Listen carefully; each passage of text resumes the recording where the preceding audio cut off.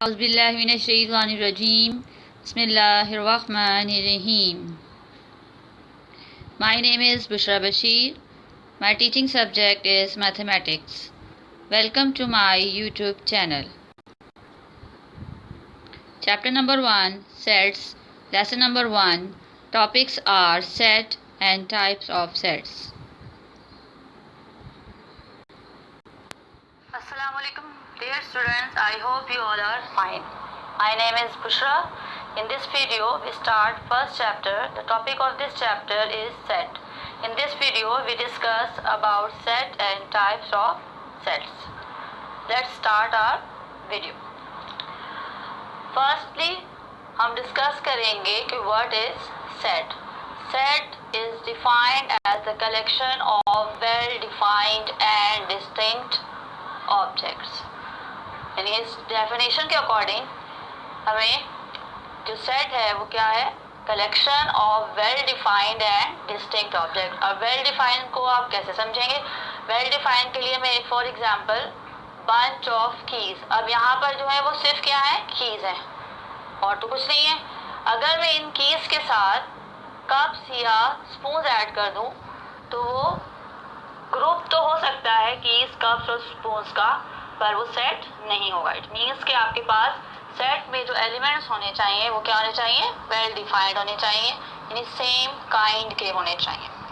And distinct, और ये जो डिस्टिंक्ट वर्ड है इसका क्या मतलब है? यानी अगर आपके पास फॉर एग्जाम्पल ये सेट है A is equals to 1 2 3 and 4, तो इसमें जो है 1 2 से अलग है, 2 3 से अलग है और 3 4 से अलग है। जो 4 नंबर्स हमारे पास यहाँ मौजूद हैं वो 4 के 4 नंबर्स एक दूसरे से क्या है? डिफरेंट है, इसलिए इसको हम क्या कहेंगे? डिस्टिंक्ट कहेंगे। तो set is defined as the collection of well defined and distinct objects. अब एग्जांपल्स हमारे पास क्या है? Bunch of keys, students of class 10, set of cups etcetera. अब नेक्स्ट जो हमारी जो है डिस्कशन इस पर होगी कि अब सेट को हम लिखेंगे कैसे। ये तो हमारे पास बंच ऑफ कीज हो गया, स्टूडेंट ऑफ क्लास 10 हो गया, सेट ऑफ कप्स हो गया। अब अगर हमारे पास नंबर्स आ जाएं या अल्फ़ाबेट्स आ जाएं या कोई भी जो है एलिमेंट्स आ जाए तो अब हम इसे लिखेंगे कैसे?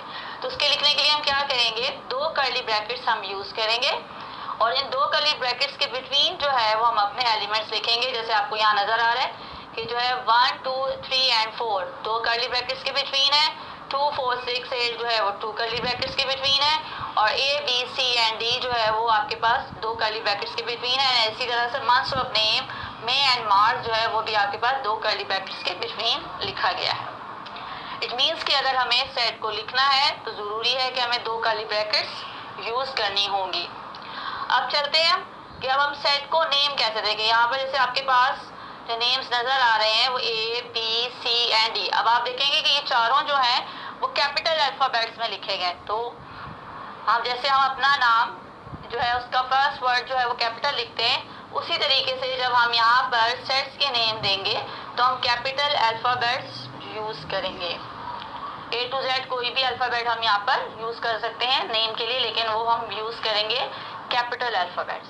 अगर वही अल्फ़ाबेट्स अगर हमने यूज़ करने हैं सेट के अंदर तो हम उसे क्या लिखेंगे? स्मॉल में लिखेंगे। जैसे फॉर एग्जांपल आपके पास सेट C है तो उसमें आपके पास A B C and D जो है वो यहाँ पर आपको क्या नज़र आ रहा है?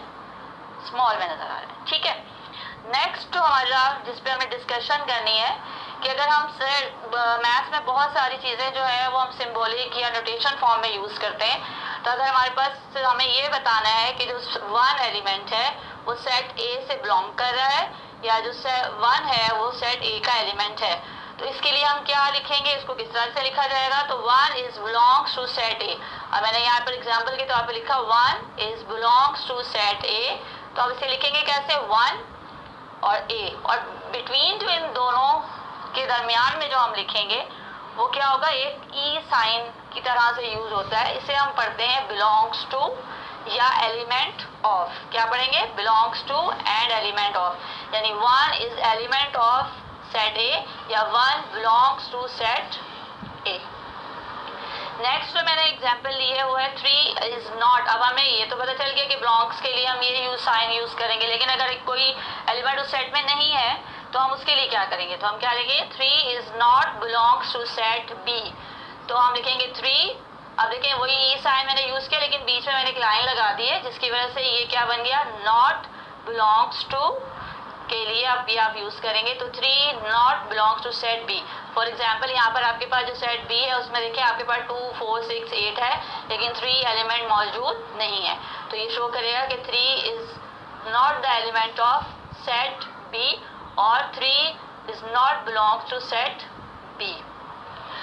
In the next topic we discuss types of sets. अब हम इसमें जो है वो टाइप्स ऑफ सेट्स को जो है वो डिस्कस करेंगे। सबसे पहले जो हमारे पास सेट आ रहा है जो वो है सिंगलटन सेट। अब सिंगलटन सेट से आपको समझ आ रहा होगा कि सिंगल का मतलब है कि आपके पास वन, यानी set has only one element, यानी अगर आपके पास वो सेट जिसमें सिर्फ एक एलिमेंट हो वो क्या होगा, सिंगलटन सेट होगा। For example A is equals to 1। अब यहाँ 1 लिखा है, आप 2 भी लिख सकते हैं, 3 भी लिख सकते हैं, ए बी सी डी कुछ भी लिख सकते हैं, लेकिन एक ही एलिमेंट होगा तो उसे हम क्या कहेंगे, सिंगलटन सेट। नेक्स्ट हमारे पास जो टाइप है वो है फाइनाइट सेट। फाइनाइट सेट में आपको पता चल रहा है कि फाइनाइट का मतलब होता है कि लिमिटेड, ठीक है। तो finite set means set has limited number of elements, यानी ऐसा सेट जिसके लिमिटेड नंबर ऑफ एलिमेंट्स हो, या दूसरी जो है वो आप मीनिंग में आप ये समझ सकते हैं कि जिसके सेट के एलिमेंट्स को आप काउंट कर सकते हैं। जैसे यहाँ फॉर एग्जाम्पल 2 4 6 8 है, अब 2 4 6 8 है, ये आप काउंट कर सकते हैं और ये लिमिटेड है। In the next definition infinite set. अब इनफाइनाइट से आपको यहाँ समझ आ रहा है कि अनलिमिटेड, अनकाउंटेबल। तो इनफाइनाइट सेट की डेफिनेशन क्या होगी, set has unlimited number of elements. अब यहाँ पर आपके पास for example C is equals to 1 2 3। अब देखिए मैंने यहाँ पर डॉट्स यूज किए हुए हैं और मैंने यहाँ पर कोई एंड में नंबर नहीं लिखा हुआ है, इट मीन्स कि ये आपके पास क्या है, इनफाइनाइट सेट। अब जैसे मैं यहाँ पर अगर 10 लिख दूँ तो वो मेरे पास क्या हो जाएगा, फाइनाइट सेट हो जाएगा, क्योंकि मैं उसे काउंट कर सकती हूँ, ठीक है। Next empty set. अब एम्प्टी से मतलब खाली, अब इसे एम्प्टी सेट भी कहा जाता है और इसे जो है वो नल सेट भी कहा जाता है। अब एम्प्टी से मतलब अभी मैंने आपको बताया कि खाली है, तो उसका मतलब है सेट हैज नो एलिमेंट, यानी किसी भी सेट में अगर कोई एलिमेंट ना हो उसे हम क्या कहेंगे, एम्प्टी सेट और null set. For example D is equals to, अब देखिए नल सेट के लिए क्योंकि सेट में कोई एलिमेंट नहीं है तो सिर्फ मैंने 2 कर्ली ब्रैकेट्स यूज की हुई है, और या तो फिर आप ये वाला साइन यूज करेंगे, ये साइन, या फिर ये 2 कर्ली ब्रैकेट्स, दोनों को आप एक वक्त में एक साथ यूज नहीं करेंगे, वो रॉन्ग हो जाएगा। या तो आप सिंपल 2 कर्ली ब्रैकेट्स डाल दें, या फिर ये वाला साइन जो मैंने यहाँ लिखा हुआ है वो साइन आप यहाँ पर नल सेट के लिए यूज करेंगे। अच्छा, अब चलते हैं हम इक्वल सेट्स। इक्वल सेट्स में आपके पास set has the same element, यानी आपके पास जो 2 सेट्स हैं उसमें जो एलिमेंट्स हैं वो क्या होंगे, सेम हो, सेम भी हो, और वहाँ पर जो नंबर ऑफ एलिमेंट्स हैं वो भी क्या होने चाहिए, सेम होने चाहिए। जैसे आपके पास for example E is equals to 1 2 3 और एफ सेट में 3 2 1। अब देखिए दोनों सेट्स में नंबर्स की अरेंजमेंट अलग अलग है, लेकिन जो नंबर्स मौजूद हैं वो दोनों क्या है, सेम है। इट मीन्स कि आपके पास जो सेट ई है वो सेट एफ के क्या हो जाएगा, इक्वल हो जाएगा। अब अगर मैं यहाँ पर सेट ई में कोई एक नंबर बढ़ा दूं, जैसे 1 2 3 एंड 4 कर दूं, तो फिर आपके पास क्या होगा, क्योंकि जो 4 एलिमेंट है वो सेट एफ में तो नहीं है, इट मीन्स कि जो सेट ई है वो सेट एफ के इक्वल नहीं होगा।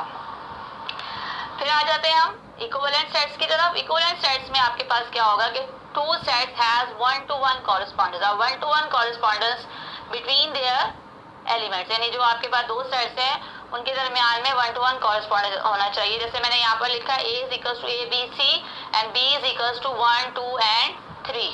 तो यहाँ पर अगर आप देखें तो मैंने एरोज बनाए हुए, ये एरोज ये शो कर रहे हैं कि ए का कॉरेस्पॉन्डेंस है 1 के साथ, बी का कॉरेस्पॉन्डेंस है किसके साथ, 2 के साथ, और सी का कॉरेस्पॉन्डेंस है किसके साथ, 3 के साथ। इट मीन्स कि आपके पास ए का 1 के साथ पेयर बन रहा है, बी का 2 के साथ बन रहा है और सी का 3 के साथ पेयर बन रहा है, तो इसे हम कहेंगे इक्विवेलेंट सेट। और इनमें जो है वो क्या होगी, कॉरेस्पॉन्डेंस 1 to 1 कॉरेस्पॉन्डेंस होगी। अब हम इसे लिखेंगे कैसे, सिंबॉलिक फॉर्म में ए। अब ये देखिए ये जो साइन आपको नजर आ रहा है ये हम उर्दू में अलिफ मद्दा के तौर पे यूज करते हैं, लेकिन यहाँ पर जो है ये किस लिए यूज होगा, इक्विवेलेंट के लिए यूज होगा।